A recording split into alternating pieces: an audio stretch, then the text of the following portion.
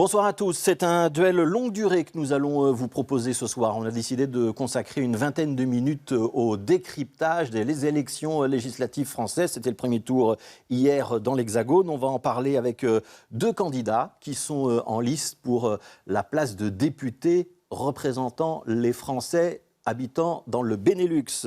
Ils brillent donc tous les deux les suffrages des Français qui habitent notamment à Bruxelles. Nous sommes en ligne donc avec Pierre-Alexandre Anglade, c'est le député sortant. Il est membre de La République En Marche, donc soutien d'Emmanuel Macron. Et Cécilia Gondard, candidate pour la nouvelle Union populaire économique, écologique et sociale, le regroupement des partis de gauche qui s'est opéré autour de Jean-Luc Mélenchon. Je commence avec vous, Cécilia Gondard. Les résultats d'abord nationaux en France, c'est quasiment égalité entre La République En Marche et la nouvelle Union populaire. C'est un bon résultat pour vous, vous espériez ça ? Alors oui, on l'attendait évidemment, mais c'est un très tard pour nous. Les électeurs valident la stratégie et le projet de la NUPES. La NUPES, c'est quoi ? C'est un accord de coalition entre toutes les forces de gauche et écologistes. Donc c'était attendu par 95% de notre électorat et on l'a fait et on a été récompensé pour cette union, donc c'est une très bonne nouvelle. Ils ont décidé de sortir aussi du duel Macron-Le Pen, donc pour revenir à un duel gauche-droite, ce qui est le cas ici au Bénin, mais ce qui est le cas aussi dans le reste de la France. Une autre bonne nouvelle, je dirais, c'est que l'extrême droite n'a pas autant percé qu'elle a pu le faire sur la présidentielle. Et je pense que M. Anglade me rejoindra sur ce point. Et enfin, le grand gagnant, malheureusement, c'est l'abstention. L'abstention, et quand on est sur le terrain ici, on trouve beaucoup de Français qui nous disent j'ai pas vu mon député, j'ai plus de services publics. L'année dernière, on avait supprimé aussi beaucoup de bureaux de vote qui sont assez désespérés. J'étais hier à Montpellier et beaucoup de gens avaient l'impression d'être un peu abandonnés par la République française. Donc j'ai envie de leur dire, on est là, on est de retour. L'Union de la gauche, c'est aussi être plus proche de vous et pour construire une Europe et une France qui soient plus proches de vous et combattre ainsi l'abstention, vous savez, qui est très élevée en France, mais ici aussi, on était autour de 30% sur la Belgique, les Pays-Bas et le Luxembourg sur le premier tour. Ouais, donc il y a 30% de participation. C'est-à-dire qu'il y a bien plus qu'un électeur sur deux qui ne s'est pas déplacé. Pierre-Alexandre Anglade, c'est le second tour qui compte maintenant. C'est vrai pour cette circonscription des Français de l'étranger, pour la circonscription de Benelux, mais c'est vrai dans quasiment toutes les circonscriptions. Dans ce second tour, l'enjeu pour vous, c'est qu'Emmanuel Macron ait une majorité pour soutenir son projet présidentiel. Parce que s'il n'a pas une majorité à l'Assemblée, ce sera un président, mais il sera obligé de composer avec des programmes qui ne sont pas le sien. C'est ça l'idée ? L'enjeu, c'est surtout pour la France d'avoir une majorité. Le pays a besoin d'être gouverné, d'être dirigé. Il a besoin de stabilité et de cohérence dans une époque de défis, dans une époque de crise économique. Nous le vivons toutes et tous avec l'inflation en Belgique comme en France et comme dans tous les États européens, écologique avec l'urgence climatique qui est évidemment une priorité politique majeure du quinquennat qui s'ouvre, européenne avec le retour de la guerre en Ukraine, où l'on voit bien que nous sommes collectivement mis au défi. Et donc cette majorité, elle est nécessaire pour le pays parce que nous devons prendre des décisions rapides et des décisions fortes si nous voulons protéger les Françaises et les Français et protéger les Européens de façon générale, parce que c'est ça aussi l'enjeu. C'est de défendre l'avenir du projet européen à un moment donné où il peut être mis à mal par une majorité alternative. Et voilà la façon dont la question se pose aujourd'hui, donc de façon extrêmement claire, extrêmement simple, entre deux projets qui sont diamétralement opposés, aussi bien sur les mesures économiques, écologiques, et sur la sauvegarde et le renforcement du projet européen. Est-ce que vous, Pierre-Alexandre Anglade, honnêtement, est-ce que vous avez été surpris par les résultats d'hier soir, et notamment cette percée de la nouvelle Union populaire, qui a un score très élevé? Ils font jeu égal avec La République En Marche. Si on remonte dans le temps, il y a 5 ans, ça avait été un raz-de-marée pour La République En Marche. Alors c'était le premier quinquennat d'Emmanuel Macron. Il n'y a sans doute pas le même engouement ou pas la même effervescence autour d'un second quinquennat qu'autour du premier. Mais malgré tout, est-ce que vous avez été surpris? Et seconde question, en ce qui concerne votre circonscription, donc celle des Français qui habitent en Belgique, dans le Grand-Duché de Luxembourg ou aux Pays-Bas, vous êtes en tête, mais vous n'êtes pas en tête de beaucoup. Est-ce que chez vous, il y a de l'inquiétude? Non, d'abord, la première chose, c'est que le score de la NUPES était attendu. Parce que si vous mettez bout à bout au premier tour de l'élection présidentielle les scores de M. Mélenchon, de M. Jadot, de Mme Hidalgo et de M. Roussel, ça faisait près de 27%, je crois, dans l'Hexagone. Et donc, ce qu'on voit d'abord, c'est que la NUPES, en réalité, n'est pas au score de l'élection présidentielle. Et donc, elle ne performe pas si bien que cela. Mais ce que ça dit aussi, c'est que quand la gauche radicale, parce qu'il y a beaucoup de gens de la gauche démocrate, écologiste et européenne qui ne se retrouvent pas dans cet accord, quand cette gauche-là se rassemble, eh bien, elle fait des scores. Ensuite, en ce qui concerne notre circonscription, je suis, vous l'avez souligné, en tête, et bien en tête. Et je fais le même score que le président de la République au premier tour. Un petit peu moins, mais j'avais une dissidente qui m'a pris un certain nombre de voix et un certain nombre de points. Et donc je ne doute pas que lors du second tour, les Françaises et les Français du Benelux feront le choix du projet le plus républicain, le plus écologique et le plus européen. C'est celui du président de la République que j'incarne dans cette circonscription. Voilà, donc Pierre-Alexandre Anglade en tête sur l'ensemble de la circonscription. Si on prend que la Belgique, en revanche, c'est Cécilia Gondard qui est légèrement devant, mais les écarts sont très faibles. Cécilia Gondard, je voudrais qu'on précise une chose, parce qu'on parle de la NUPES, on parle de cette grande alliance de gauche. Vous êtes du Parti socialiste, si je ne me trompe pas. Est-ce que vous incarnez l'ensemble de cette gauche-là, y compris les positions de Jean-Luc Mélenchon? Est-ce que c'est la France insoumise qui donne le là dans la NUPES? Alors, en France, c'est un peu difficile de comprendre ce que c'est qu'un accord de coalition, mais on a de la chance, on est en Belgique, donc tout le monde le comprend. On ne demande jamais à M. De Croo de justifier tout ce qu'il y a dans le programme du Parti socialiste, et on ne demande jamais à M. Magnette d'aller justifier tout ce qu'il y a dans le programme du MR. Donc, nous, on est une coalition.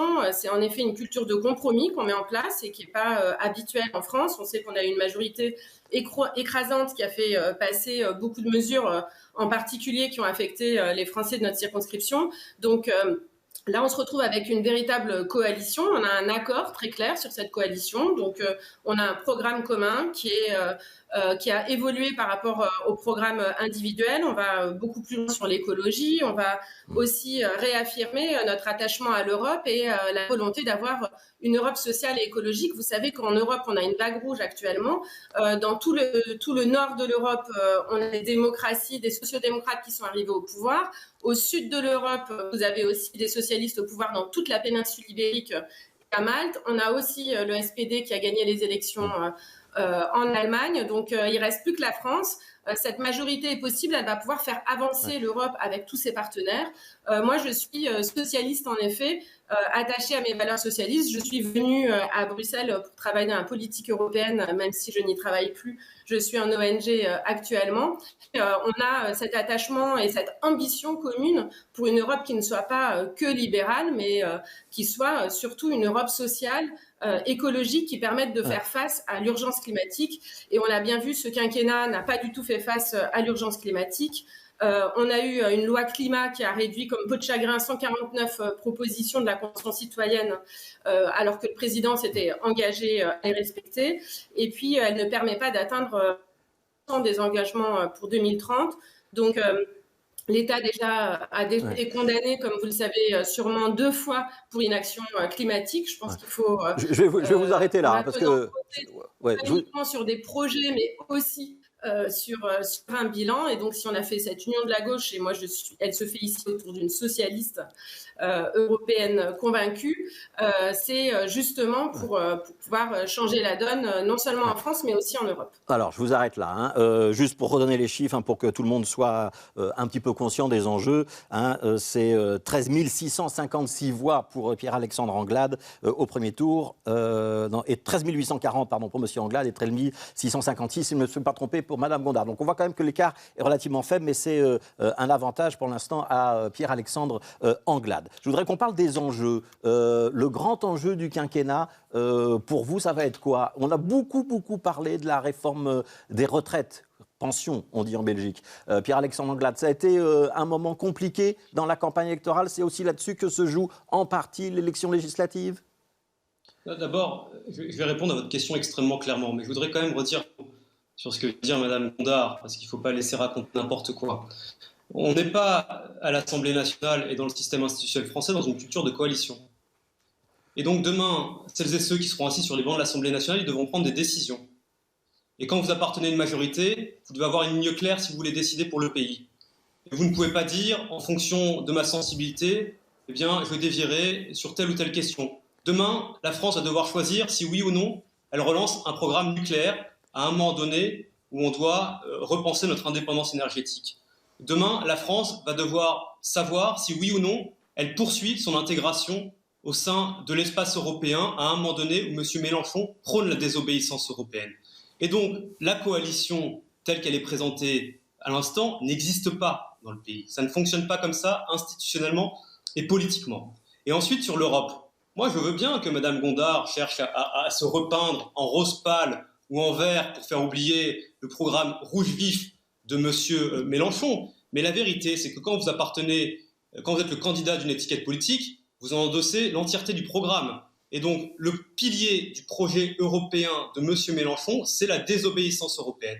Et la désobéissance européenne, c'est un Frexit par petits bouts. C'est la France qui se met à l'écart et qui s'isole du reste de ses partenaires européens. Et je pense que c'est très important de le dire à ce moment précis parce qu'il faut que le débat soit clair et éclairé. Ensuite, si, c'est écrit noir sur blanc. Ensuite, pour revenir sur la question que vous me posiez, cher monsieur, effectivement, la réforme des retraites est absolument nécessaire et indispensable, puisque aujourd'hui, d'abord, notre système est en déséquilibre, et ensuite, si nous voulons permettre d'augmenter les pensions de retraite, et en particulier les petites retraites, alors nous devons progressivement, dans la concertation, allonger la durée du temps de travail tout au long de la vie.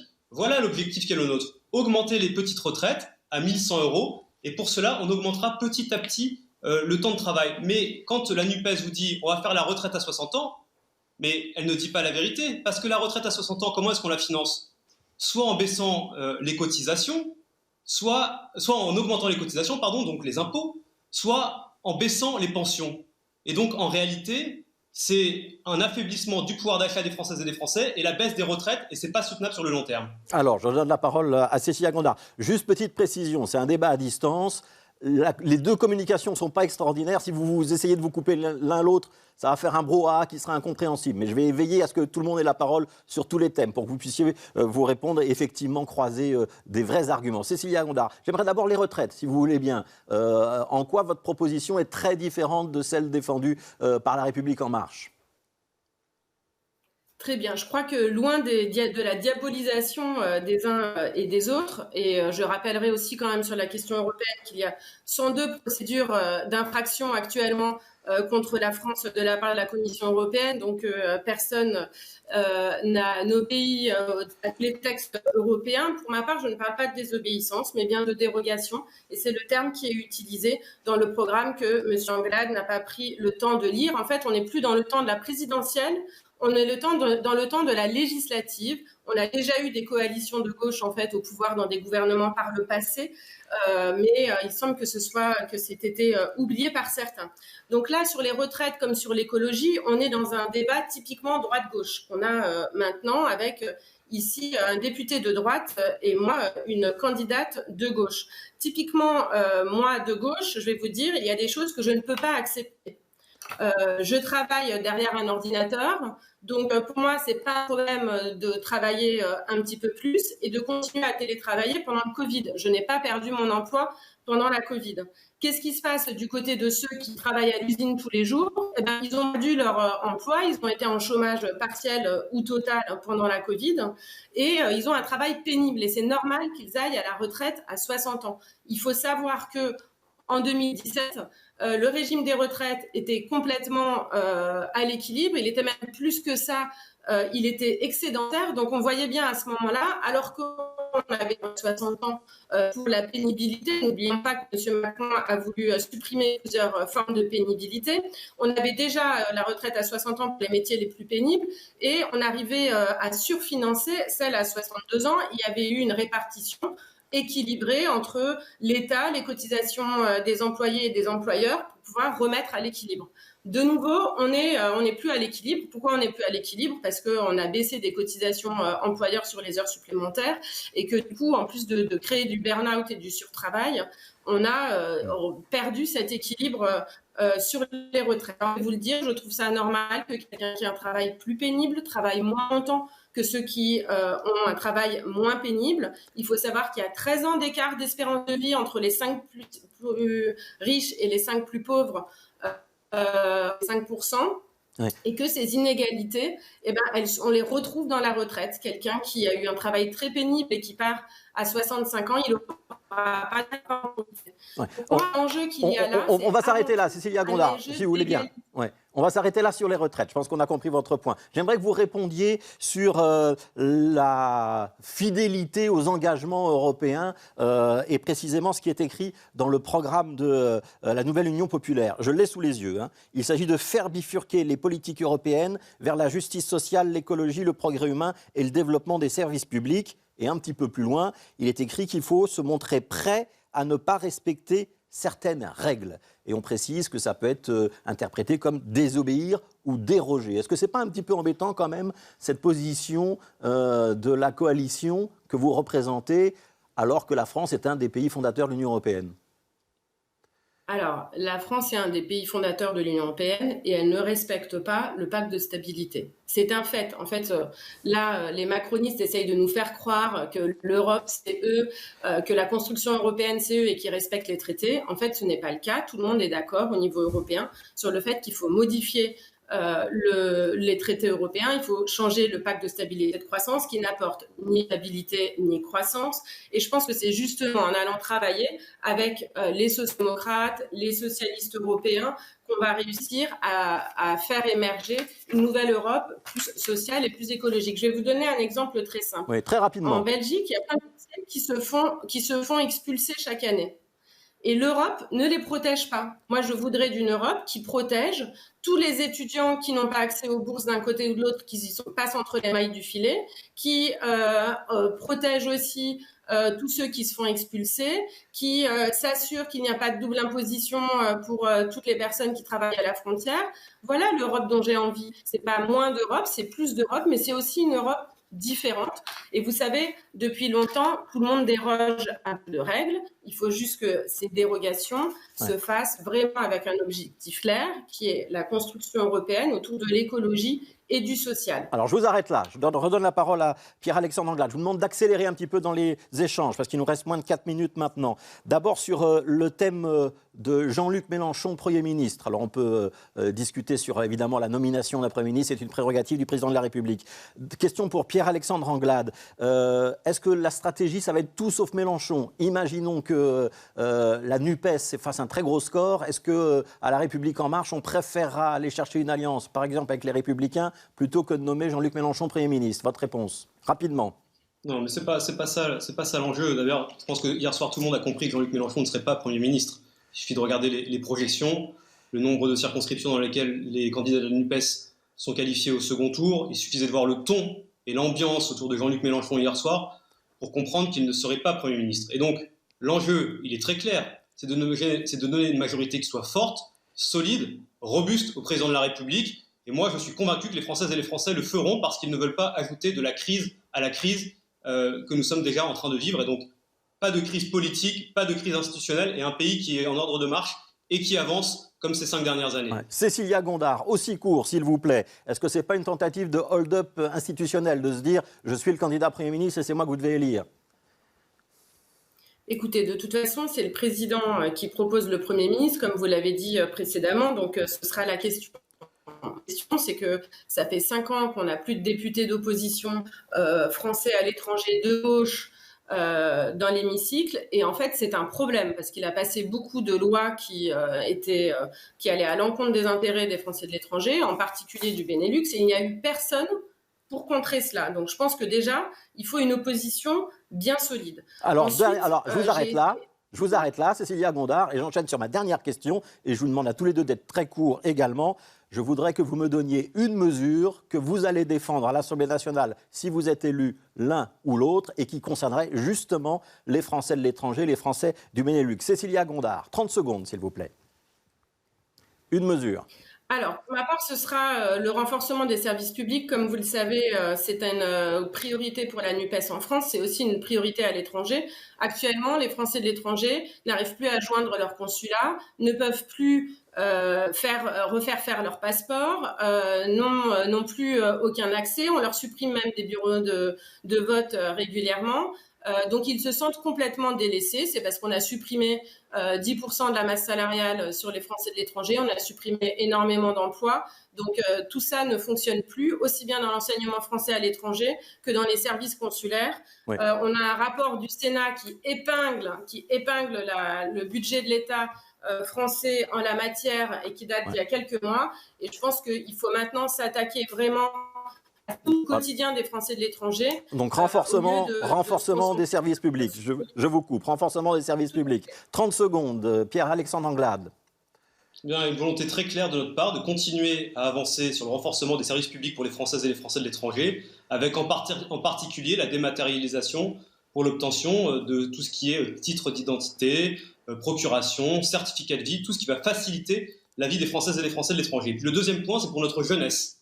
Permettre aux jeunes Françaises et Français de l'étranger d'avoir le pass culture, d'avoir le pass langue française à l'étranger, de participer au service national universel, de sorte à ce que les jeunes Français à l'étranger puissent s'insérer dans la citoyenneté française avec encore plus de force. Et puis, dernier élément, s'opposer à l'impôt universel sur la nationalité que veut mettre en place la NUPES pour les Françaises et les Français de l'étranger. Et je vais vous arrêter là parce que le temps imparti à cette émission est écoulé. Merci beaucoup Pierre-Alexandre Anglade, merci Cécilia Gondard. Je vois que Cécilia Gondard conteste le dernier élément de Pierre-Alexandre Anglade. Merci à tous les deux d'avoir participé à ce débat.